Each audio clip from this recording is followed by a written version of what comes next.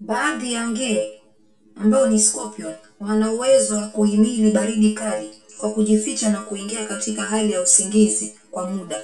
Wakishapoa na mazingira kuwa na joto tena, wanaamka na kuendelea kuishi kama kawaida. Uwezo huo huwasaidia kuishi hata kwenye mazingira hatari sana. Nge wana sumu, lakini si wote ni hatari kwa binadamu. Kuna kati ya zaidi ya aina 2500 za nge. Ni takriban 30 tu wenye sumu kali inayoweza kumuua binadamu. Nge wengi wana macho mengi, lakini hawaoni vizuri.